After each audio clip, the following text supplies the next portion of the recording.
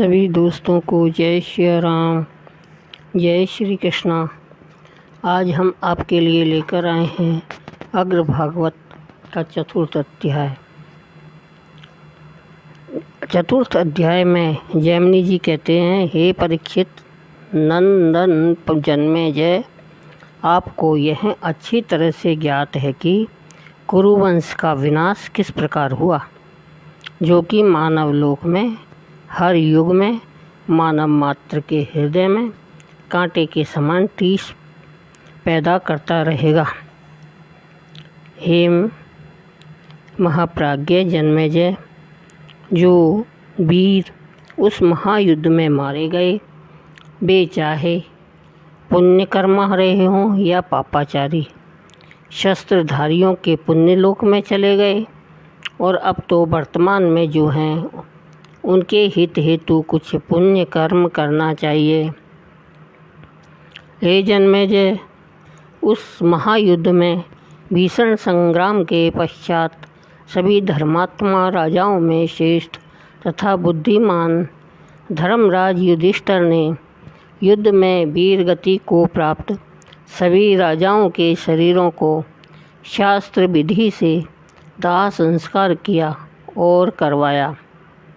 उसके बाद उस महायुद्ध के लिए आए हुए शेष राजा युद्ध से निवृत्त होने के उपरांत महात्मा युधिष्ठिर के पास गए और राजाओं का वह समुदाय उनके पास पहुँचने कर उनसे इस प्रकार कहने लगा, हे धर्मराज, वह महायुद्ध जो शंख चक्र और गदा धारण करने वाले भगवान विष्णु के स्वरूप श्री कृष्ण द्वारा आरंभ से लेकर अंत तक संरक्षित रहा, उस महायुद्ध का अब विधिवत समापन हो चुका है। अतएव हम लोग आपकी अनुमति चाहते हैं। अब हम अपने अपने राष्ट्रों में जाएंगे। कृपया आज हमें आज्ञा दे। राजाओं तथा राजपुत्रों के इस प्रकार वचनों को सुनकर युधिष्ठिर धर्मराज ने कहा, महाराज युधिष्ठिर ने कहा, हे राजन, आप सबने इस धर्म युद्ध में भगवान श्री कृष्ण के साथ पुरुषार्थपूर्ण उद्योग किया है और ऐसा करके आपने धर्म के प्रति महान प्रेम तथा हमारे प्रति सौहार्द का परिचय दिया है। बाद में महात्मा युधिष्ठिर ने अपने सभी भाइयों को संबोधित करते हुए कहा, ये सभी राजागण हम पर इनका अथाह प्रेम होने के कारण ही पधारे थे। अब ये सभी जाने के लिए तैयार हैं। इनका यथा योग्य सम्मान करके इन्हें विदा करें। महात्मा युधिष्ठिर ने पुनः राजाओं की ओर उन्मुख होकर उनसे कहा, राजन, आप लोगों का बहुत समय व्यतीत हो चुका है, अतः आप लोगों का स्वराष्ट्र लौटना सर्वथा उचित है। उसके बाद में दोबारा अनुजों को आदेश दिया कि तुम लोग अपने राज्य की सीमाओं तक इन नृपों को ससम्मान पहुँचा कर आओ। जैमिनी जी कहते हैं, इस प्रकार 300 राजाओं तथा राजपुत्रों को विदा करके प्रसन्न चित्त होकर महाराजा युधिष्ठिर कुमार अग्रसेन की प्रशंसा करते हुए इस प्रकार बोले। महाराजा युधिष्ठिर ने कहा, मैंने युद्ध भूमि में कुमार अग्रसेन के महाबल को देखा है। जब पिता के वध का संताप हृदय में गहन रोष पैदा कर रखा होगा, तब भी सैकड़ों निशस्त्रों एवं दया याचकों को युद्ध स्थल में जीवन दान देने वाला यह अग्रसेन वास्तव में धर्मवीर है। महाराजा युधिष्ठिर ने कहा, जिस वीर पुरुष के हृदय में युद्ध क्षेत्र में जाने के बाद भी करुणा विद्यमान रहे, ऐसा वीर वत्स अग्रसेन धन्य है। धन्य है वह अग्रसेन जिसने मेरी आत्मा पर विजय प्राप्त कर ली है। तब अग्रसेन ने भगवान श्री कृष्ण को प्रणाम करके वहाँ उपस्थित सभी गुरुजनों तथा महाप्राज्ञ धर्मराज युधिष्ठिर से इस प्रकार कहा। श्री अग्रसेन ने कहा, हे महाभाग महात्मनों, मेरे ऊपर आप लोगों का जो अति प्रेम है उसके कारण ही आपको मुझ में गुण दिखाई दे रहे हैं। आप लोगों में सत्य और धर्म निरंतर निवास करता है। मैं तो उसी तेज से सदैव परिरक्षित रहा हूँ। हे नरश्रेष्ठ, हमारे लिए जैसे पिताश्री थे वैसे ही आप मेरे वरिष्ठ और माननीय हैं। बड़े भाग्य से ही आप जैसे महामनस्वियों का साथ मुझे प्राप्त हुआ है। अब जैमिनी जी कहते हैं कि उसके बाद में धर्मात्मा महाराजा युधिष्ठिर ने श्री अग्रसेन से कहा, वत्स, जैसे मेरे लिए भीमसेन आदि है उसी तरह तुम भी हो। इस विषय में तुम्हें कोई अन्यथा विचार नहीं करना चाहिए। यह सुनकर श्री अग्रसेन का मुख प्रसन्नता से खिल उठा।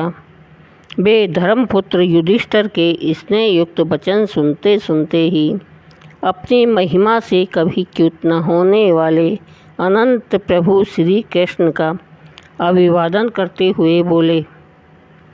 श्री अग्रसेन ने कहा, यह सत्य है कि मैं धन्य हूँ जिसने महाप्रभु श्री कृष्ण का इस प्रकार सानिध्य पाया।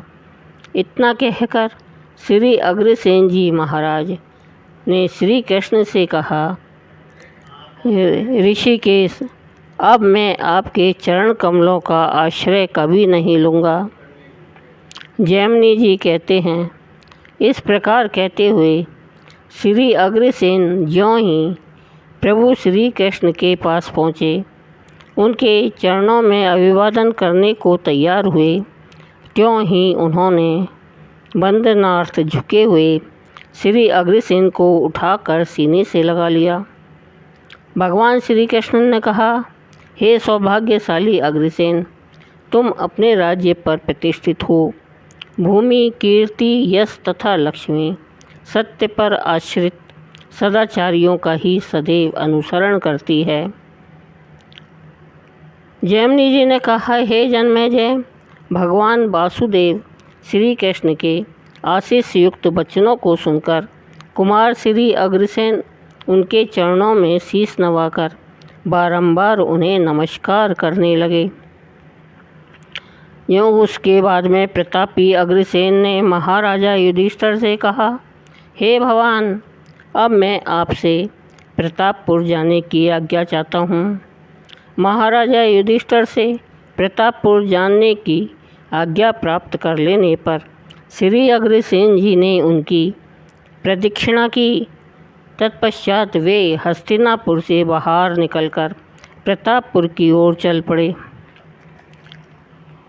हे जैमिनी जी ने कहा कि हर्षविहीन अग्रसेन जी दीन हृदय से सिर झुकाए उस पुरी में, जिसके चौराहे, सड़कें, घर सभी सूने दिखाई दे रहे थे, वहाँ दुखी मन से प्रवेश किया। तब आंसू भरे नेत्रों से युक्त दीनता को प्राप्त दुखी बैठी माता की ओर देखकर घबराहट से भ्रमित चित्त वाले वे श्री अग्रसेन माता के चरणों में गिर पड़े। जब दुख से व्याकुल अग्रसेन माता की गोद में पड़कर फूट फूट कर रोने लगे, तो मनस्वी आर्या भगवती भी कुमार को छाती से लगाकर गहन दुख से बिलख कर विलाप करने लगी और अत्यंत दुखी होकर वे श्री अग्रसेन से बोली, हे यशस्वी राजकुमार, तुम्हारा कल्याण हो। अब शोक का परित्याग करो और समय उचित कर्तव्य को दृष्टिगत रखते हुए महाराज का धर्मानुसार पितृ कर्म करो। ऐसा कहकर माता वैदर्भी ने पितृभक्त महाभाऊ अग्रसेन को पुनः अपनी गोदी में भींच लिया और अत्यंत दुखी हो उन्हें गले से लगाकर फूट फूट कर रोने लगी।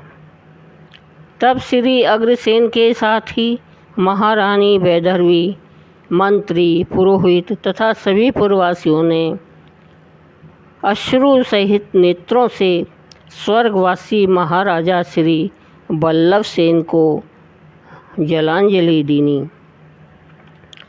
पुरोहित के निर्देशों के अनुसार ब्राह्मणों ने आदरणीय श्री बल्लभ सेन के परलोक संबंधी सभी कर्म तथा राजपुत्र की आत्मशुद्धि के अनुष्ठान आदि विधिवत संपन्न किए। श्री अग्रसेन समय समय पर अनुभव में आए पिता के लालन पालन संबंधी उन गुणों को, व्यवहारों आदि का स्मरण करके अत्यंत दुखी हो सुध-बुध खोकर उन्मुक्त के समान विलाप करने लगे। उस समय विषादग्रस्त श्री अग्रसेन और बालक शौर्यसेन दोनों भाई थक चुके थे। तब पिता श्री बल्लभ सेन के राजपुरोहितों ने वहां श्री अग्रसेन को भूमि पर से उठाकर समझाते हुए कहा। राजपुरोहित ने कहा, हे राजन, महायशस्वी कुमार अग्र, उठो उठो, तुम यहाँ इस तरह पृथ्वी पर क्यों पड़े हो? तुम्हारे जैसे राजाओं में और तुम्हारे जैसे सभाओं में सम्मानित होने वाले सत्पुरुष शोक नहीं किया करते। हे ज्ञान संपन्न राजपुत्र, जैसे सूर्यमंडल में प्रभा निश्चल रूप से विद्यमान रहती है, वैसे ही तुम्हारी ज्ञान प्रभा संपन्न है। सदाचार तथा धर्म का अनुसरण करने वाली बुद्धि तुम में स्थिर है। वह राज्य के हित में तथा योग्य कर्मों में लगने की सर्वदा अधिकारिणी है। राजन, भूख, प्यास, शोक, मोह तथा जरा मृत्यु, ये तीनों द्वंद्व सभी प्राणियों में समान रूप से विद्यमान रहते हैं। इन्हें रोकना सर्वथा असंभव है। ऐसी स्थिति में आपका इस तरह शोकाकुल रहना योग्य नहीं है। राजन, शत्रुओं के पुर पर विजय पाने वाले महाराजा बल्लभ सेन युद्ध में शस्त्र आघात से पवित्र हो वीरों की उत्तम गति को प्राप्त हुए हैं। हे महामते, वे निश्चित रूप से स्वर्गलोक में ही गए हैं, अतः उनके विषय में शोक ना करें। जैमिनी जी कहते हैं, अपने पुरोहित के द्वारा इस प्रकार संतुष्ट किए जाने पर धर्मात्मा युवराज श्री अग्रसेन ने शोक को त्याग कर तब यथेष्ट संतोष का आश्रय लिया। यह शुभकारी आख्यान सबके लिए कल्याणकारी हो। यह श्री मद्भागवत स्वरूप का चतुर्थ अध्याय पूर्ण हुआ। बोलो श्री अग्रसेन महाराज की जय।